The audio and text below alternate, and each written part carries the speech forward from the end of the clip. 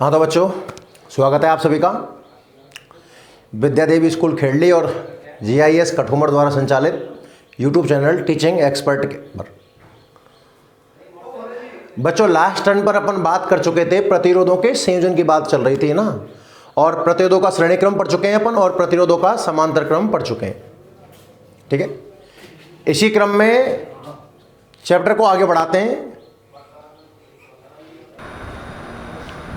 ठीक है भाई, तो अब हम बात करते हैं नई हेडिंग की, और नई हेडिंग है हमारा सेल। ठीक है, आज की इस क्लास में हम बात करेंगे सेल के बारे में। सेल का नाम तो आपने सुना ही होगा सबने, है ना? समझिए बहुत ध्यान से।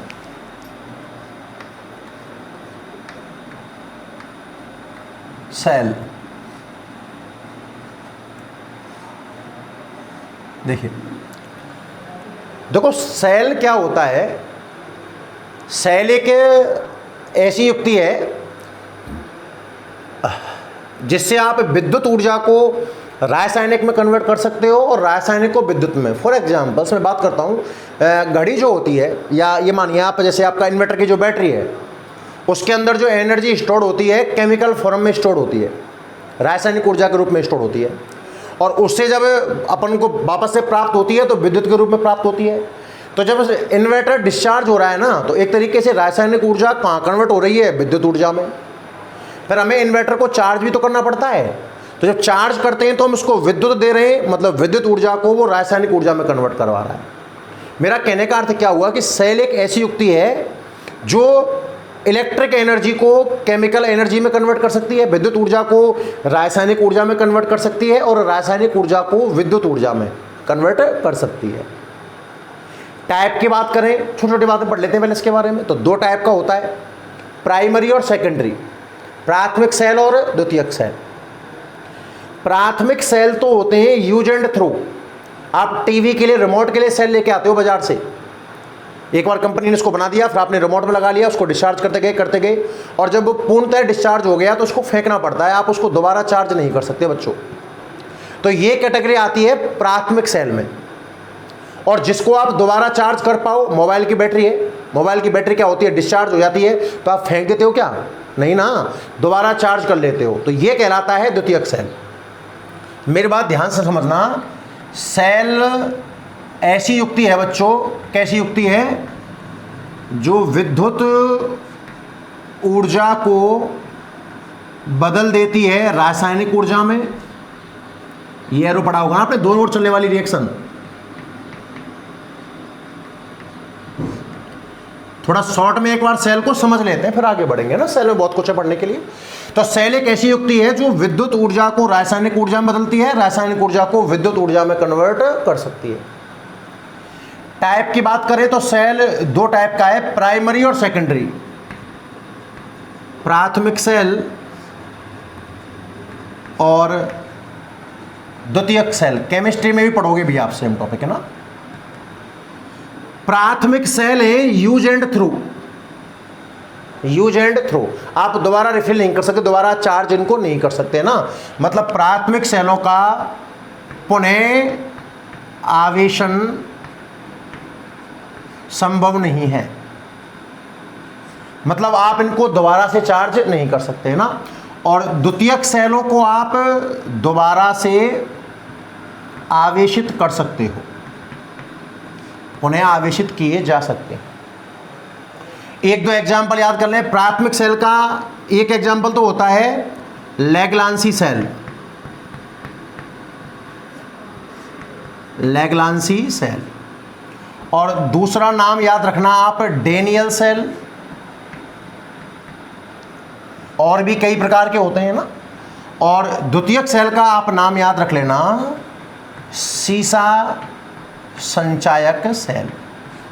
अच्छा, ये दो सेल हमारे प्रैक्टिकल में भी हैं। लैग्रांसी कैसे बनता है वो भी मैं आपको आज सिखाऊंगा, और डेनियल कैसे बनता है ये भी मैं आपको आज सिखाऊंगा। पर पहले एक बार अपन यहाँ तक की कहानी को नोट करते हैं, शॉर्ट करते चलते हैं, ठीक है ना।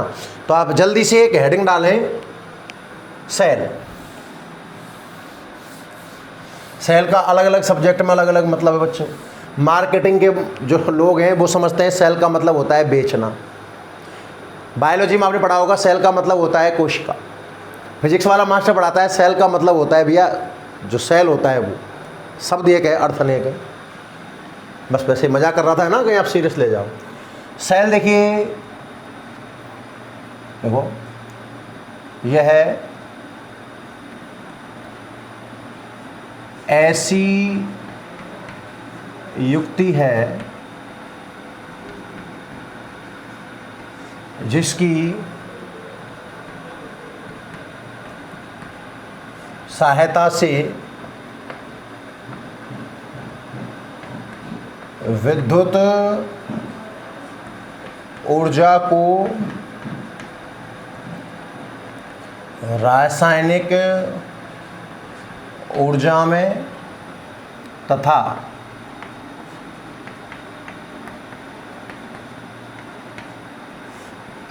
रासायनिक ऊर्जा को विद्युत ऊर्जा में परिवर्तित किया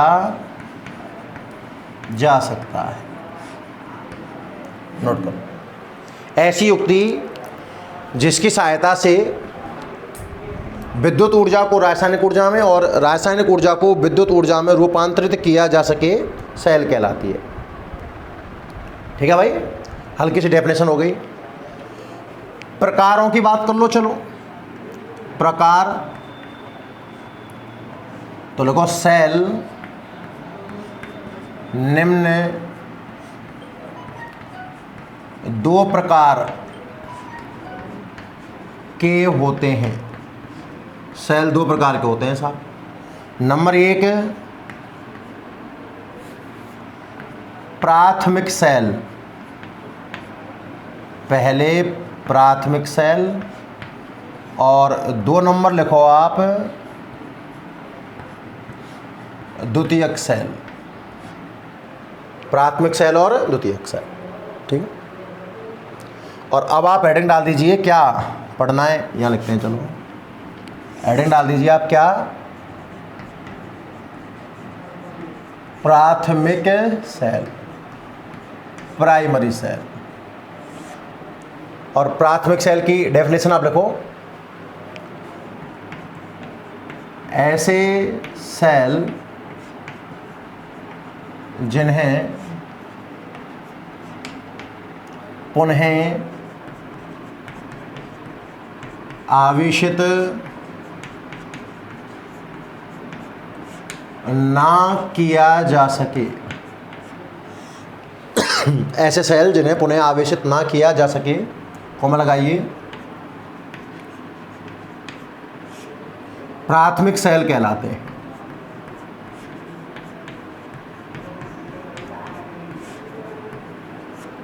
और इसका एग्जाम्पल याद कर लो आप, लैक्लांसी सेल और दूसरा डेनियल सेल। 2 सेलों के नाम याद कर लो आप इसमें, लैग्लांसी और डेनियल सेल। कौन कौन से हैं? पहला तो लैग्लांसी सेल, दूसरा है डेनियल सेल।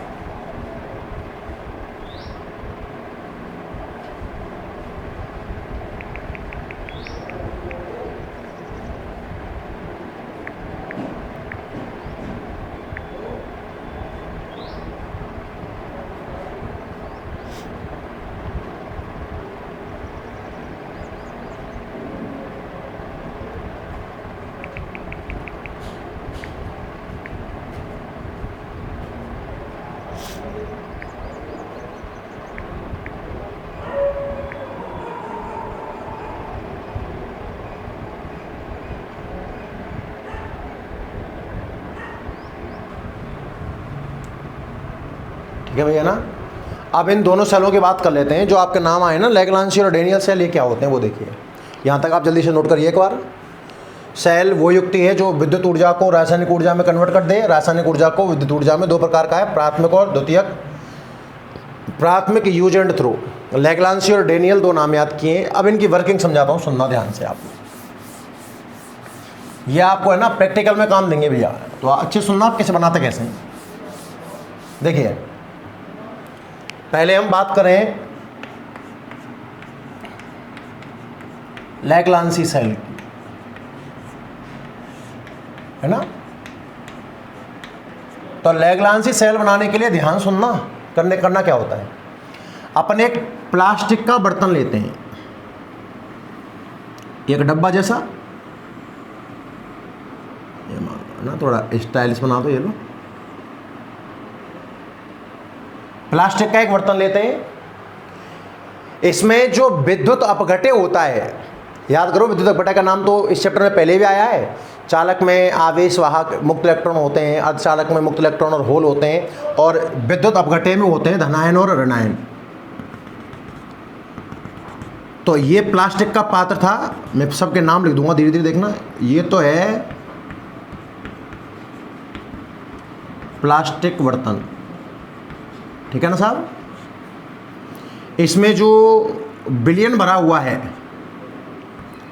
ये है NaCl विलयन, लिख दो आप। तो NaCl है तो इसमें Na प्लस होंगे और Cl क्या होंगे, माइनस, धनायन और ऋणायन। अब सेल में दो सिरे होते हैं जिन्हें आप कैथोड और एनोड कहते हो, धनायन ऋणायन टाइप में। तो इसमें क्या होता है कि एक तो रखी जाती है कार्बन की छड़, ये लो,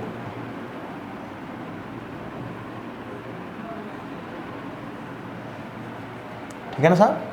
ये जो रखी है मैंने, ये क्या है, कार्बन की छड़। और याद रहे कार्बन की छड़ काम करती है प्लस का। दूसरे होते हैं ना प्लस और माइनस, और प्लस और माइनस का मतलब क्या है वो भी आपको समझाने वाला हूं। और एक इसमें रखी जाती है जिंक की छड़, जस्ते की बोल सकते हो, जस्ते की ना, इंग्लिश नाम इसका जिंक होता है, जिंक की छड़। और जिंक की छड़ काम करती है माइनस का। दोबारा सुनो लैग्रांजी सेल बनता कैसे है। आपने प्लास्टिक का एक बर्तन लिया, प्लास्टिक के बर्तन में अमोनियम क्लोराइड का विलयन, याद रखिएगा भैया लैग्रांजी सेल में विलयन किसका होता है, अमोनियम क्लोराइड का विलयन होता है। कार्बन की छड़ काम करती है पॉजिटिव टर्मिनल की भांति, और जिंक हमेशा नेगेटिव होता है, आप याद रखना। किसी भी सेल में जिंक की छड़ काम में आ रही हो वो नेगेटिव की तरह बिहेव करेगी, ये हो जाएगी नेगेटिव टर्मिनल। तो ये बन गया हमारा लैग्रांजी सेल। बड़ा आसान तरीका हुआ। आपको लैब में प्लास्टिक का एक पॉट मिलेगा, उसमें अमोनियम क्लोराइड का विलयन डालना है, कार्बन की रॉड रख देनी है, एक जिंक की रॉड रख देनी है, बन गया लैग्रांजी सेल। दो तीन बात और इसके बारे में सुनना। इसका जो वोल्टेज है वो होता है 1.5 ले लो, चलो 1.4 से 1.5 हो सकता है ना, तो मैंने स्टैंडर्ड 1.5 वोल्ट मान लिया। ये इसका जो EMF है, अब क्या होता है EMF क्या होता है, टर्मिनल वोल्टता क्या होती है, इस चैप्टर में अभी पढ़ने वाले हैं आज ही, ठीक है ना। तो EMF याद रखना 1.5 वोल्ट होता है। ये तो कौन सा हुआ आपका लैग्रांजी बैटरी हो गई एक तरीके से, है ना। ये इसका सिंबल वही सेल की भांति, सेल का सिंबल क्या रहता है, कुछ ऐसा लेंगे ना अपन, तो सर्किट में तो ये बनाएंगे, ये पॉजिटिव और ये नेगेटिव। एक्चुअल में सेल होता क्या है वो चीज़ है ये। और दूसरा नाम आता है डेनियल सेल। डेनियल सेल, पहला नाम क्या आया साहब, लैग्रांजी सेल, और दूसरा नाम आएगा डेनियल सेल। तो डेनियल सेल कैसे बनेगा वो भी सुनना। दो ही नाम फेमस हैं, नाम तो बहुत होते हैं, शुष्क सेल भी आता है, एक मरकरी सेल भी आता है, एक ना केमिस्ट्री में सुन लिया होगा आप लोगों ने। हम फिलहाल आपको दो नाम सुना रहे हैं, लैग्रांजी और डेनियल। डेनियल बनाने के लिए जो पात्र लिया जाता है ना वो कॉपर का होता है पात्र, ये लो। जो आपने बर्तन काम में लिया है याद रखना, ये है Cu पात्र, कॉपर का बना हुआ पात्र। आपने लैग्रांजी बनाने के लिए पात्र किसका काम में लिया, प्लास्टिक का। और डेनियल बनाने के लिए पात्र, ऐसे कैसे डायग्राम बना लेना, कुछ फालतू बात नहीं लिखनी है, सब कुछ लिखा हुआ है इसमें। प्लास्टिक के बर्तन में अमोनियम क्लोराइड का विलयन है, कार्बन की छड़ पॉजिटिव की भांति काम करती है, जिंक की छड़ नेगेटिव, पॉजिटिव मतलब कैथोड, नेगेटिव मतलब एनोड, और इसका जो वोल्टेज है वो 1.5 वोल्ट होता है। डेनियल सेल में जो पात्र होता है वो कॉपर का पात्र होता है, याद रखना बच्चों, कॉपर का पात्र होता है। और इसमें जो विलयन भरा जाता है, इसमें जो विलयन भरा जाता है कॉपर के पात्र में, विलयन होता है बच्चों कॉपर सल्फेट का, CuSO4 का विलयन होता है, और इसका रंग होता है बिल्कुल नीला, दानेदार नीला, इसको नीला थोता भी कहते हैं।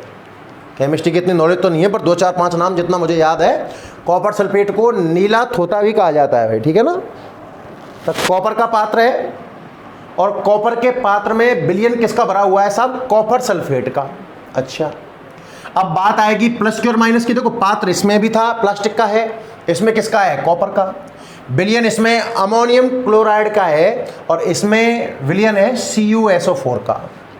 अब साहब प्लस और माइनस की बात आई, तो बच्चों ध्यान रखना, प्लस का काम तो ये खुद पात्र ही करता है, क्योंकि धातु का पात्र है भाई। प्लास्टिक में करंट नहीं बह सकता, पर कॉपर में तो बह सकता है ना। तो ये जो कॉपर है ना, यहां पर एक टर्मिनल लगा रहेगा आपका इस तरीके से, तो ये खुद पात्र काम करता है प्लस की तरह। इसमें कैथोड कार्बन की छड़ थी, और इसमें कैथोड खुद पात्र ही होता है। और एनोड कैसा होगा, तो सुनना ध्यान से, इसके अंदर रखा रहता है कि सांद्र पात्र। साहब सांद्र पात्र क्या समस्या है, अज्यूम करो बच्चों आप ये मानो कि आपके पास में कॉपर का एक भगोना है, घर में भगोना है ना, भगोने की कल्पना कर लीजिए, कोई तसला मान लो, कोई परात मान लो, खुला बर्तन, ताकि आप आराम से समझ पाओ। तो एक घर में जो भगोना है, कॉपर का भगोना हो गया, उसमें आपने कॉपर सल्फेट का विलयन डाल दिया साहब, और वो खुद जो पात्र है वो तो काम कर रहा है प्लस की भांति। अब हमने क्या किया, एक चीनी मिट्टी का बना हुआ एक पात्र रहता है इस तरीके का, चीनी मिट्टी का बना हुआ, इसके अंदर रखेंगे तो इसके अंदर विलयन थोड़ी होगा, अरे विलयन तो पात्र में रह गया होगा ना, ऐसा समझिए आप उस जो आपने एक पात्र अज्यूम किया है, उस पात्र में आप एक बड़ी सी कप रख दें, ताकि वो पानी का जो विलयन बना हुआ है वो कप के अंदर नहीं जाना चाहिए ना। इसको बोलते हैं बच्चों सांद्र पात्र, इसको बोलते हैं बच्चों सांद्र पात्र। और इस सांद्र पात्र में भरना होता है तनु H2SO4, यहां लिख देता हूं, ये लो, इसमें क्या भरा हुआ है, डाइल्यूट तनु H2SO4। तनु H2SO4 का मतलब है कि 2-4 बूंद तो H2SO4 की, और ज्यादा मात्रा में पानी, तनु H2SO4 ना। और इसके अंदर तनु H2SO4 के अंदर रखी जाती है जिंक की छड़। ये क्या है साहब, इसमें जिंक, जस्ते की छड़, जिंक की छड़ जो काम करती है माइनस का। ये वाला सेल साहब कौन सा हो जाएगा, डेनियल।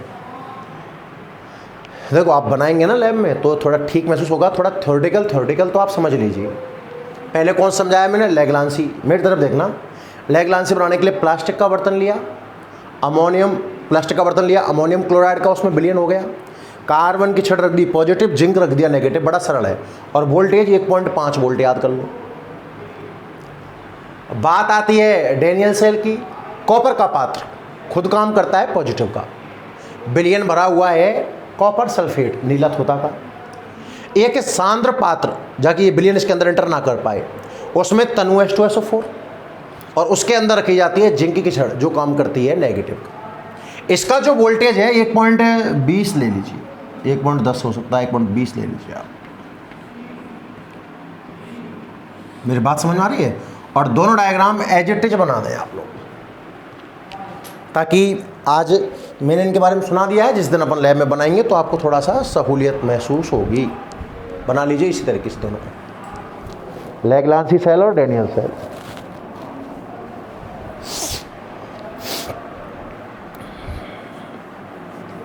प्राथमिक सेल के 2 उदाहरण बताए थे, और दोनों को कैसे बनाते हैं वो मैंने आपको समझा दिया। जिंक हमेशा नेगेटिव है ना, लैग्रांसी में पॉजिटिव है कार्बन की छड़, और डेनियल में पॉजिटिव है कॉपर का पात्र। क्लियर?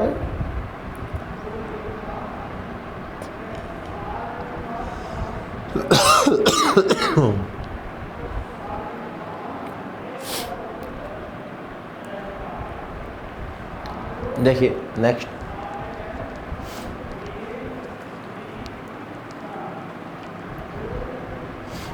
देखिए देखिए तो दोनों सेल हो गए ना। अब हेडिंग लगाएं यहाँ पे द्वितीयक सेल।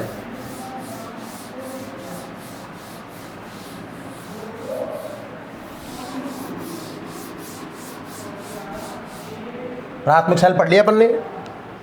अब इसके बाद आप हेडिंग लगाइए क्या, सेकेंडरी सेल।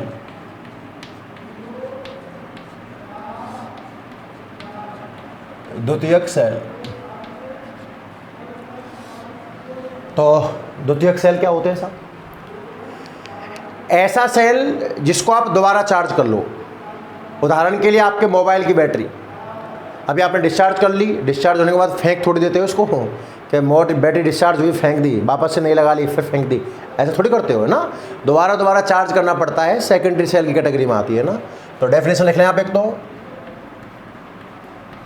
ऐसे सेल जिन्हें पुनः आवेशित किया जा सके, ऐसे सेल जिन्हें पुनः आवेशित किया जा सके, कॉमा लगाइए,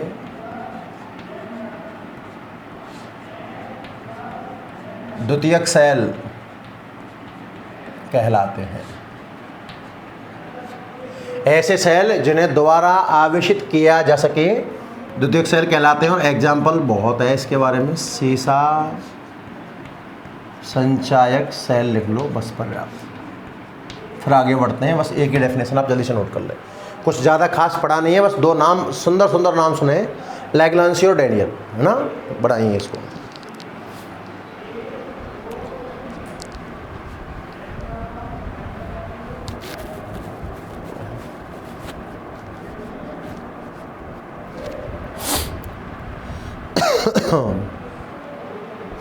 अब बढ़ते हैं भाई आगे ना सेलों में। देखिए सेलों में 3 डेफिनेशन है और तीनों ही डेफिनेशन बड़े काम की हैं। और फिर इन तीनों राशियों में हम संबंध भी देखेंगे। समझ लें एक बार अच्छे से। पहले आप देखिए, पहला नाम तो आता है सेलों में विद्युत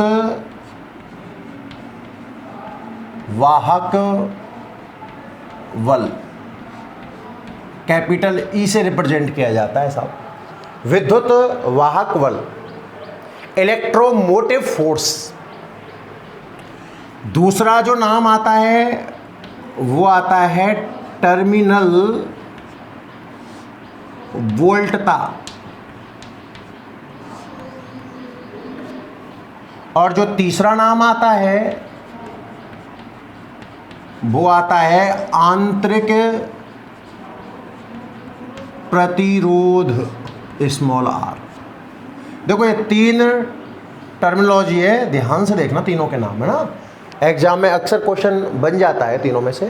पहले तीनों के डेफिनेशन देखते हैं, तीनों को किस किस बात से इन पर फर्क पड़ सकता है और फिर इन तीनों में रिलेशन क्या है आपस में। तो सबसे पहली जो टर्म है वो है विद्युत वाहक बल, दूसरी है टर्मिनल वोल्टता और तीसरा है इंटरनल रेजिस्टेंस, आंतरिक प्रतिरोध। तो सबसे पहले तो मैं आंतरिक प्रतिरोध की याद कराता हूं, क्रम में किसी भी क्रम में पढ़ लो खैर। तो सबसे पहले मैं आपको आंतरिक प्रतिरोध की डेफिनेशन याद करवाता हूं, बच्चों ध्यान से देखना। देखिए सेल के बारे में 2-3 बातें हैं। जैसे मान लो आपने एक सर्किट बनाया तो आप नॉर्मली ये तो बनाते आए होंगे, प्रतिरोध होता है साहब, वोल्टेज नापने के लिए समांतर क्रम में एक वोल्ट मीटर जोड़ा जाता है, करंट नापने के लिए श्रेणी क्रम में एक अमीटर जोड़ा जाता है, यहाँ पर एक बैटरी लगी रहती है, यहाँ पर एक कुंजी, धारा नियंत्रक वगैरह जोड़ सकते हो, आपने ऐसा जोड़ा होगा। और बैटरी में आपने प्लस और माइनस लगाया होगा। सबसे पहली चर्चा तो मैं करना चाहता हूं कि इन प्लस और माइनस का मतलब क्या है। एक्चुअल में बैटरी में पॉजिटिव और नेगेटिव होता क्या है भैया? क्या प्लस का चिन्ह लिखा होता है? क्या उस पर माइनस का चिन्ह बना हुआ है? इन प्लस और माइनस का फिजिकल अर्थ क्या है? ध्यान सुनना। देखिए बच्चों, एक बैटरी है ये वाली, और बैटरी मान लो आप 10 वोल्ट की है। तो पहली बात तो इस 10, देखो प्लस को बोलते हो आप कैथोड और माइनस को बोलते हो आप एनोड। इस 10 वोल्ट का अर्थ क्या है वो आप समझना बच्चों, कि ये जो प्लस है ना, ये जो प्लस है, इस प्लस का फिजिकल अर्थ तो होता है उच्च विभव, उच्च विभव। और जो ये माइनस है ना, इसका फिजिकल अर्थ होता है निम्न विभव। ध्यान से सुनना, अपनी एनसीईआरटी में इतनी गहराई तक वैसे चीज़ है भी नहीं है, और एनसीईआरटी का 2-1 सिस्टम से मैं आपको फटाफट करवा भी सकता हूँ चुटकियों में, पर आप पूरा पढ़िए ध्यान से, चाहे अपने को 2 लेक्चर लग जाए सैली सेल के अंदर। बैटरी में प्लस का मतलब होता है उच्च विभव और माइनस का मतलब होता है निम्न विभव। मैंने आपको बताया ना कि एक सेल होता है, अपन एक बर्तन लेते हैं, इस बर्तन में कोई ना कोई विलयन भरा जाता है, जिसको अपन स्टैंडर्ड भाषा में कह सकते हैं वैद्युत अपघट्य, वैद्युत अपघट्य। बहुत सारे धनायन होंगे और बहुत सारे ऋणायन होंगे, है ना। और इसके अंदर रखे जाते हैं 2 इलेक्ट्रोड। ज़्यादा विभव वाले को बोलते हैं कैथोड, कम विभव वाले को बोलते हैं एनोड। तो बैटरी में प्लस और माइनस का अर्थ समझ में आ गया ना। प्लस का मतलब हाई पोटेंशियल और माइनस का मतलब लो पोटेंशियल। बैटरी का जो मान है ना, ये इन विभवों का अंतर होता है, उच्च विभव निम्न विभव का 10 वोल्ट। देखो क्या हो सकता है इस बैटरी में, हो सकता है कि ये वाला तो हो 100 वोल्ट पर प्लस वाला, और माइनस वाला हो 90 वोल्ट पर, पॉसिबल है। देखो ये 100 वोल्ट है, ज़्यादा है, 90 और 100 में 100 ज़्यादा है, इसलिए ये प्लस है, ये क्या है माइनस। डिफरेंस कितने का है? 10 का, पॉसिबल है। हो सकता है कि ये हो 20 वोल्ट का और ये हो 10 वोल्ट का, ये भी पॉसिबल है सब। प्लस ज़्यादा माइनस कम, अंतर 10 का है। हो सकता है कि ये 10 वोल्ट हो, ये 0 वोल्ट हो सकता है ये 0 वोल्ट हो, ये -10 वोल्ट हो सकता है ये -10 वोल्ट हो, ये -20 वोल्ट हो। मेरी बात समझ में आ रही है? प्लस माइनस का मतलब यहाँ भौतिक प्लस माइनस से नहीं है। देखो ध्यान से, मैंने कितने एग्जाम्पल लिए हैं। दोनों के प्लस में हो सकते हैं, दोनों के माइनस में भी हो सकते हैं, किसी एक का प्लस एक का माइनस, एक का 0 एक का कुछ भी, एवरीथिंग इज पॉसिबल। बस बैटरी में प्लस और माइनस का मतलब क्या है, आपको क्या ध्यान रखना है, सब सुनना आज के बाद ध्यान से, कि बैटरी में प्लस का मतलब होता है उच्च विभव, माइनस का मतलब होता है निम्न विभव, और इन उच्च विभव और निम्न विभव का जो डिफरेंस होता है। अच्छा ऐसा हो सकता है कि देखना, इसका 10 वोल्ट और इसका 20 वोल्ट, पॉसिबल नहीं है। अंतर तो 10 का ही है, पर बच्चों 20 ज़्यादा है, ये प्लस होना चाहिए था, पर ये माइनस है, इसलिए ये चीज़ पॉसिबल नहीं है। मेरी बात समझ में आई ना आपको? बैटरी का अर्थ समझ में आया? 1 नंबर बात। तो दोबारा समझिए और कहानी को समझिए।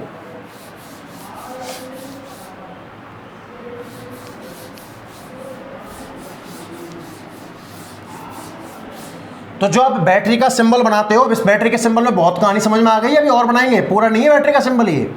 बैटरी में एक होता है पॉजिटिव, एक होता है नेगेटिव। पॉजिटिव का मतलब होता है हाई पोटेंशियल, नेगेटिव का मतलब होता है लो पोटेंशियल। और हाई पोटेंशियल लो पोटेंशियल में जितना डिफरेंस होगा वो बैटरी का वोल्टेज बन जाएगा। अब आगे सुन ध्यान से, ये हमने कोई सेल लिया, इसमें विद्युत अपघट्य भरा हुआ है, विलयन बोलते हो आप। 2 इलेक्ट्रोड साहब, एक पॉजिटिव और एक है नेगेटिव। हर सेल की कहानी यही है। सर्किट में आपने ये जोड़ दिया, ये लो, प्रतिरोध से आपने कनेक्ट कर दिया, तो धारा का प्रवाह होगा ना, और धारा प्लस से निकलती है और माइनस में प्रवेश करती है, पता है ना। इलेक्ट्रॉन उल्टा चलता है करंट के अपोजिट। देखो इलेक्ट्रॉन यहां से चला होगा, करंट तो जा रहा है प्लस से निकलकर माइनस में घुस रहा है, इलेक्ट्रॉन उल्टा माइनस से निकला, तार में होता हुआ खेलता कूदता आराम से बेचारा, तार में होता हुआ यहाँ तार तार तार तार तार तार करते करते यहाँ तक आ गया। मेरी बातों को बहुत ध्यान से सुनना। जब इलेक्ट्रॉन यहाँ से स्टार्ट हुआ तो इस बाह्य परिपथ में, कौन से परिपथ में? बाह्य परिपथ में घूम घाम करके यहाँ तक आ गया। पर बच्चों करंट का फ्लो तब होता है जब इलेक्ट्रॉन अपना सर्किल पूरा कर लेता है। कहीं से भी सर्किट टूटा हो, इलेक्ट्रॉन आगे ना बढ़ पा रहा हो तो करंट का फ्लो नहीं होगा। तो करंट का फ्लो होने के लिए इस इलेक्ट्रॉन को यहाँ से और यहाँ तक आना पड़ेगा कि नहीं आना पड़ेगा? मतलब करंट का फ्लो जब होगा तो क्या इलेक्ट्रॉन सेल के अंदर धन सिरे से ऋण सिरे की ओर गति करेगा? अंदर देखो, आप ध्यान से खुद समझिए। करंट प्लस से निकला और माइनस में प्रवेश किया, पर इलेक्ट्रॉन माइनस से निकला और प्लस में प्रवेश कर रहा है। तो यहाँ से लेकर यहाँ तक की कहानी तो हमें समझ में आ गई। पर करंट कब फ्लो होगा? जब ये इलेक्ट्रॉन यहाँ से यहाँ जाएगा, यानी कि पॉजिटिव टर्मिनल से कहाँ जाएगा? नेगेटिव टर्मिनल की ओर। अब साहब जाएगा कैसे वो समझ। पहले तो तार से जोड़ नहीं सकते। याद कर, इसका विभव ज़्यादा है, इसका विभव कम है। फॉर एग्जाम्पल, इसका विभव है प्लस का 20 वोल्ट और इसका विभव है प्लस का 10 वोल्ट। बच्चों अगर आपने तार से जोड़ दिए ना तो ओबेनिस्ट विभव वाली कहानी याद है क्या? अलग अलग विभव वाली वस्तुओं को तार से जोड़ देंगे तो विभव समान हो जाएगा। 20 और 10, 30 का आधा 15 वोल्ट और 15 वोल्ट। और अगर बच्चों ये हो गया 15 वोल्ट और ये हो गया 15 वोल्ट तो बैटरी तो 0 वोल्ट की है, कोई काम ही नहीं आएगी। तार से नहीं जोड़ सकते। तो क्या होगा? इसीलिए तो ये विद्युत अपघट्य भरा गया है। इसीलिए तो क्या भरा गया है इसके अंदर? विद्युत अपघट्य। अब जो इलेक्ट्रॉन जाता है ना, अब जो इलेक्ट्रॉन जाता है विद्युत अपघट्य के माध्यम से जाता है। सुनो भैया, इलेक्ट्रॉन को जाना है सेल के अंदर, तभी तो इसका नाम है आंतरिक प्रतिरोध। अरे हेडिंग से समझ जा। प्रतिरोध का मतलब होता है रुकावट। मैंने बहुत अच्छे से पढ़ाया था आपको। इलेक्ट्रॉन के मार्ग में रुकावट आती है। धातु आयन रुकावट डालते थे ना प्रतिरोध में, तो आंतरिक प्रतिरोध मतलब अंदर से रुकावट। तो जब धारा प्रवाह के दौरान, जब धारा बह रही होगी तो धारा प्रवाह के दौरान जब इलेक्ट्रॉन सेल के अंदर एक इलेक्ट्रोड से दूसरे इलेक्ट्रोड की ओर जाता है, या कहूँ प्लस से माइनस की ओर जाता है, तो जब इलेक्ट्रॉन जा रहा होगा तो इसके मार्ग में बहुत सारे धनायन ऋणायन होंगे कि नहीं होंगे? बताइए। ये रुकावट डालेंगे। किसके मार्ग में रुकावट डालेंगे? इलेक्ट्रॉन के मार्ग में। और रुकावट कौन डालेगा? विद्युत अपघट्य के आयन। कौन रुकावट डालेगा साहब? विद्युत अपघट्य के आयन किसके मार्ग में रुकावट डालेंगे? इलेक्ट्रॉन के मार्ग में रुकावट डालेंगे। और यही रुकावट किस नाम से जानी जाती है? आंतरिक प्रतिरोध के नाम से। अब देखो, आप शब्द को समझ, इतनी कहानी सुनने के बाद तो परिभाषा बड़े आसानी समझ में आ जाएगी। आंतरिक मतलब अंदर, और प्रतिरोध मतलब इलेक्ट्रॉन के मार्ग में रुकावट। अंदर है कौन है सेल में? विद्युत अपघट्य। यानी कि विद्युत अपघट्य के आयन इलेक्ट्रॉन के मार्ग में रुकावट डालते हैं, और उस रुकावट को हम किस नाम से जानते हैं? आंतरिक प्रतिरोध के नाम से। बड़ी सरल परिभाषा है कि धारा प्रवाह के दौरान, धारा प्रवाह के दौरान जब इलेक्ट्रॉन सेल के अंदर एक इलेक्ट्रोड से, एक इलेक्ट्रोड, कॉमन भाषा में बोलते हैं इलेक्ट्रोड, वैसे कैथोड एनोड भी कह सकते हो आप ना। एक इलेक्ट्रोड से दूसरे इलेक्ट्रोड की ओर जाता है। समझिएगा ध्यान से। धारा प्रवाह के दौरान कौन? इलेक्ट्रॉन सेल के अंदर जब एक इलेक्ट्रोड से दूसरे इलेक्ट्रोड की ओर जाता है तो रास्ते में विद्युत अपघट्य के आयनों द्वारा डाली गई रुकावट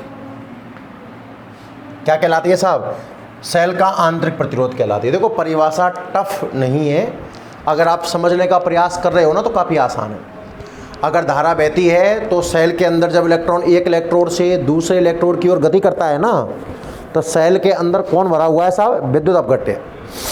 ये इलेक्ट्रॉन के मार्ग में रुकावट डालता है और यही रुकावट आंतरिक प्रतिरोध कहलाती है। एक बात तो सेल का जो प्रतीक हुआ ना अब वो ये नहीं है, सेल का पूरा प्रतीक है ये बच्चों। हालांकि जब हम सेल पढ़ रहे होते हैं तो आज तक आपने यही बनाया है और आगे भी हम यही बनाएंगे, पर पर्टिकुलर इस चैप्टर की बात करूं सेल का प्रतीक ये बन गया साहब। प्लस और माइनस सेल में लगे रहेंगे, बड़ा प्लस छोटा माइनस, और ये स्मॉल आर आंतरिक प्रतिरोध का प्रतीक स्मॉल आर। हर सेल का अपना एक आंतरिक प्रतिरोध होता है। अरे तभी तो आपने देखा होगा कि अपन एक बैटरी लें, पूरी चार्ज करके रख दें, तो बच्चों आपने देखा होगा कि कुछ समय पश्चात वो थोड़ी बहुत डिस्चार्ज हो जाती है इस आंतरिक प्रतिरोध की वजह से। सेल जितना अच्छी क्वालिटी का होगा उसका आंतरिक प्रतिरोध उतना ही कम होगा। द्वितीयक सेलों का आंतरिक प्रतिरोध प्राथमिक सेलों की तुलना में बहुत कम होता है, नगण्य होता है, इसलिए हम उसको जीरो मान के चलते हैं। पर होता हर सेल का है आंतरिक प्रतिरोध, ये पक्का है। आंतरिक प्रतिरोध हर सेल में पाया जाता है, ध्यान रखना ये बात आप ना। और ये डिपेंड किन किन चीज़ों पे कर रहा है? एक तो डिपेंड करता है भैया विद्युत अपघट्य की सांद्रता पर, सुनना बहुत ध्यान से। किस पर डिपेंड करता है साहब? विद्युत अपघट्य की सांद्रता पर डिपेंड करता है। सांद्रता का मतलब क्या हो गया साहब? मान लीजिए कि बिलियन में आपने अमोनियम क्लोराइड डाला और अमोनियम क्लोराइड के 100 अणु मौजूद हैं, तो 100 अणु टक्कर करेंगे। अभी आपने मात्रा बढ़ा दी और 1000 अणु कर दिए, तो टक्करें ज़्यादा होंगी ना। इलेक्ट्रॉन के रास्ते में टक्कर कैसे होंगी? ज़्यादा। और टक्कर जितनी ज़्यादा, रुकावट उतनी ज़्यादा, तो प्रतिरोध उतना ज़्यादा। तो आंतरिक प्रतिरोध एक तो डिपेंड करता है कहाँ? विद्युत अपघट्य की सांद्रता पर। याद रखना बच्चों, विद्युत अपघट्य की सांद्रता जितनी ज़्यादा होगी, सांद्रता मतलब देसी भाषा में फिजिक्स में समझे तो गाढ़ापन, तो जितने ज़्यादा आयन होंगे टक्कर उतनी ज़्यादा होगी, रुकावट उतनी ज़्यादा, आंतरिक प्रतिरोध उतना ज़्यादा। दूसरा ये डिपेंड करते हैं इलेक्ट्रोडों के बीच की दूरी। इलेक्ट्रोडों के बीच की दूरी, सोचिए भैया, दूरी कम होगी तो यहां से यहां तक पहुंचने में टक्करें कम होंगी, दूरी ज़्यादा होगी तो पहुंचने में टक्करें भी कैसी होंगी? ज़्यादा होंगी। और तीसरा ये डिपेंड करता है जो हिस्सा विद्युत इलेक्ट्रोड का डूबा हुआ है ना उस पर। तीन बातों पर यह आंतरिक प्रतिरोध डिपेंड करता है। प्रतीक स्मॉल आर है और सेल का प्रतीक पूरा फिर ये बन जाता है। तो उम्मीद करता हूँ आपको एक डेफिनेशन तो क्लियर हो गई होगी। किसकी? आंतरिक प्रतिरोध की। कितना टाइम हो गया एक बार देखते हैं, 40 मिनट हो गए लगभग, है ना। तो पहले आंतरिक प्रतिरोध को नोट कर ले, फिर समझते हैं विद्युत भागफल और टर्मिनल वोल्टता, ठीक है ना। हाँ, तो नोट करिए, हेडिंग डालिए आप, इंटरनल रेजिस्टेंस आंतरिक प्रतिरोध। एक एक करके समझेंगे तीनों को, है ना।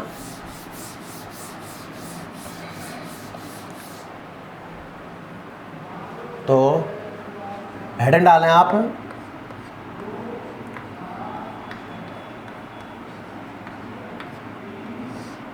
आंतरिक प्रतिरोध, इंटरनल रेजिस्टेंस, है ना। तो आंतरिक प्रतिरोध क्या होता है? परिभाषा लिखिए, नोट करो। धारा प्रवाह के दौरान जब इलेक्ट्रॉन, धारा प्रवाह के दौरान जब इलेक्ट्रॉन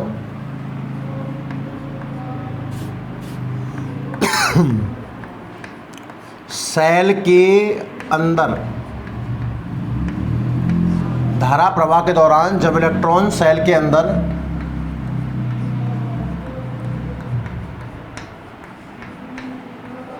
एक इलेक्ट्रोड से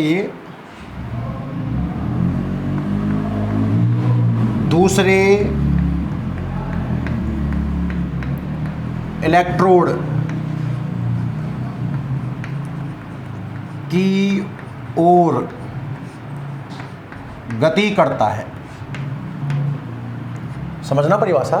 धारा पूरी परिभाषा है तो ये है, ये अब काट छांट के आप कुछ भी लिखो। धारा प्रवाह के दौरान सेल के अंदर, अंदर है तभी तो नाम में आंतरिक शब्द आया है, अंदर, जब इलेक्ट्रॉन एक इलेक्ट्रोड से दूसरा इलेक्ट्रोड बोल दो या फिर ऐसे को कैथोड से एनोड की ओर गति करता है, कोई दिक्कत नहीं है, गति करता है तो रास्ते में विद्युत अपघटय के आयनों द्वारा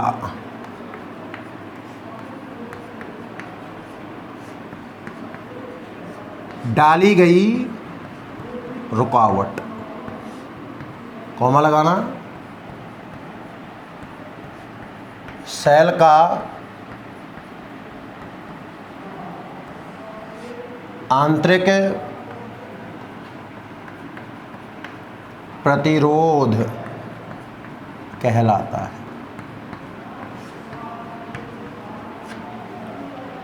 धारा प्रवाह के दौरान जब इलेक्ट्रॉन सेल के अंदर एक इलेक्ट्रोड से दूसरे इलेक्ट्रोड की ओर गति करते हैं तो रास्ते में वैद्युत अपघटय के आयनों द्वारा डाली गई रुकावट सेल का आंतरिक प्रतिरोध कहलाते हैं। ठीक है, और दो तीन बात लिख लो इसके बारे में।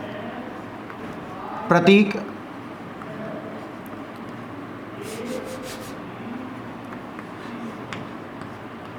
स्मॉल आर, ध्यान रखना हमेशा। प्रतिरोध का सिंबल अपन वैसे कैपिटल आर लेते हैं, पर जो इंटरनल रेजिस्टेंस है सेल का उसे रिप्रेजेंट करेंगे अपन स्मॉल आर से।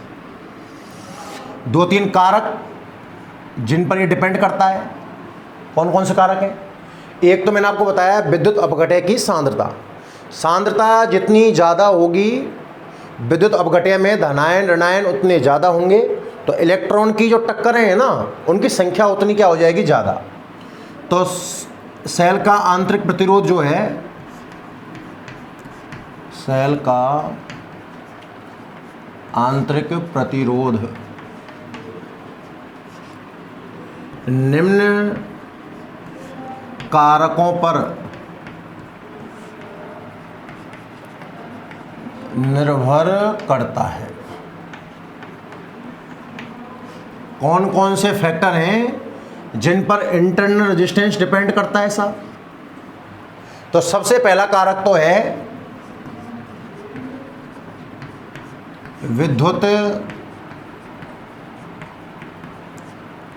अपघटय की सांद्रता। एक नाम तो आप याद कर लेना। एक नंबर का छोटा क्वेश्चन बन सकता है कि भाई सेल के आंतरिक प्रतिरोध को प्रभावित करने वाले कारक कौन कौन से हैं ना। तो आंतरिक प्रतिरोध विद्युत अपघटय की सांद्रता के समानुपाती है। सांद्रता जितनी ज़्यादा रेजिस्टेंस उतना ज़्यादा। दूसरा कौन समझाया आपको मैंने? इलेक्ट्रोडों के बीच की दूरी।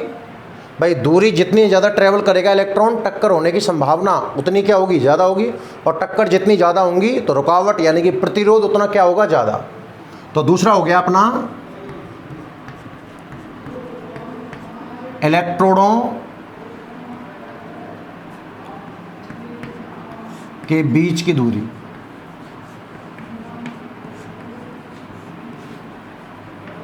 और एक और समझाया था अभी ना, तीसरा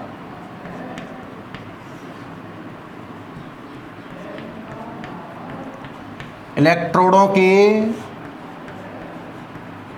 उस भाग पर जो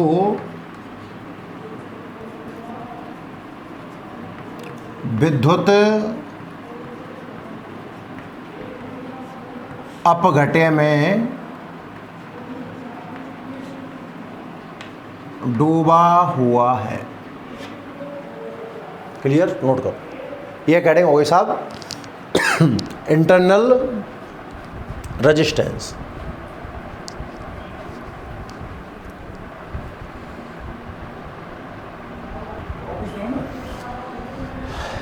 क्लियर है भाई? नोट करते जाओ। ये हो गया आंतरिक प्रतिरोध। ठीक है, आगे बढ़ते हैं। चलिए, अब दो नाम और हैं, उनकी कहानी भी सुनिए। मैंने आपको बताया ना, अब आंतरिक प्रतिरोध पढ़ लिया है ना तो चीजें बेटर समझ में आ जाएंगी आपको। एक नाम तो है विद्युत वाहक बल,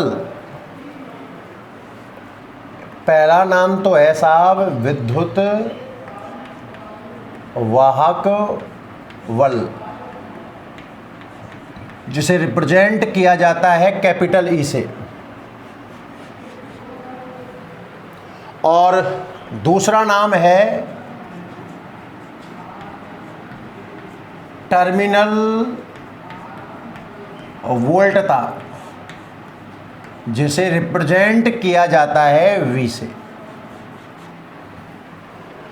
अंतर क्या है, ध्यान सुनना। देखो, दोनों ही वोल्टेज हैं। विद्युत वाहक बल बल नहीं है, ये क्वेश्चन बोर्ड में आ चुका है। विद्युत वाहक बल का मात्रक क्या होगा, बहुत से नशेड़ी बल देखा, बल बल का मात्रक तो न्यूटन। अरे बल नहीं है, विद्युत वाहक बल एक वोल्टेज है। टर्मिनल वोल्टता के नाम से ही क्लियर है, वोल्टेज है। पहली बात तो दोनों का मात्रक वोल्ट ही होता है, इसे भी वोल्ट में मेजर किया जाएगा और इसे भी वोल्ट में ही मेजर किया जाएगा। एक एक पॉइंट तो आपको समझ में ही आना चाहिए। हैं दोनों विभव, पूरी परिभाषा बोलूं तो दो जो सेल होता है ना, सेल में दो सिरे होते हैं ना, इन दोनों सिरों के बीच का विभवांतर ही विद्युत वाहक बल है और सेल के दोनों सिरों के बीच का विभवांतर ही टर्मिनल वोल्टता है। आप चाहे विद्युत वाहक बल कह लो, आप चाहे टर्मिनल वोल्टता कह लो, दोनों ही सेल के दोनों सिरों के बीच विभवांतर है। पर अंतर किस चीज का है बच्चों? अगर सेल ऑफ कंडीशन में हो,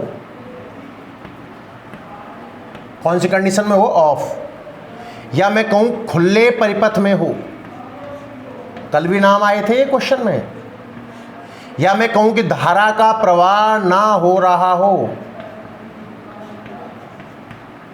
कोई सा सेंटेंस काम ले लें, तो सेल के दोनों सिरों के बीच का विभवांतर विद्युत वाहक बल कहलाता है।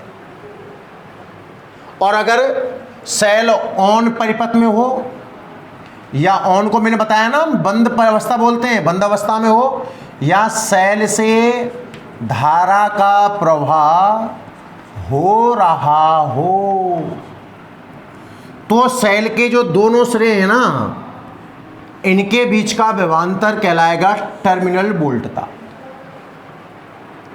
बस इतना सा अंतर। सेल है, सेल के ऊपर एक वैल्यू प्रिंट लिखी रहती है, आपने कोई भी सेल लिया होगा, देखना उस सेल के ऊपर कंपनी का नाम वगैरह वगैरह करके उस पर लिखा होगा 1.5 वोल्ट। तो ये प्रिंट वैल्यू जो होती है ना, विद्युत वाहक बल होती है। सेल दुकान पर रखा हुआ है, 1.5 वोल्ट का सेल है, दुकान पर रखा हुआ है, काम में नहीं आ रहा है अभी तक, तो वो विद्युत वाहक बल है। और अगर वो काम में आ रहा है, आपने 1.5 वोल्ट का सेल लिया, घड़ी में लगा दिया, टॉर्च में लगा दिया, तो अब वो जो विद्युत वाहक बल है, उनके बीच का जो विभवांतर है वो टर्मिनल वोल्टता है। थोड़ा सा अंतर है, थोड़ा सा अंतर है, दोनों का मात्रक वोल्ट है, तो ये बात क्लियर हो गई है, तो दोनों विभव ही। अब चाहे विद्युत वाहक बल हो या टर्मिनल वोल्टता हो, दोनों का ही मात्रक क्या है, वोल्ट। तो है तो दोनों विभव, है तो ये दोनों ही विभव। अंतर किस चीज का है? जब सेल ऑफ अवस्था में हो तो इसे विद्युत वाहक बल कहा जाता है, और जब सेल ऑन अवस्था में हो तो इसे टर्मिनल वोल्टता कहा जाता है। मापने का सुनना ध्यान से। विद्युत वाहक बल का मापन किया जाता है विभव मापी द्वारा। अब ये विभव मापी क्या समस्या है, इसी चैप्टर में आगे आएगी। वेट कर, नाम से क्लियर है, विभव मापने का एक उपकरण है।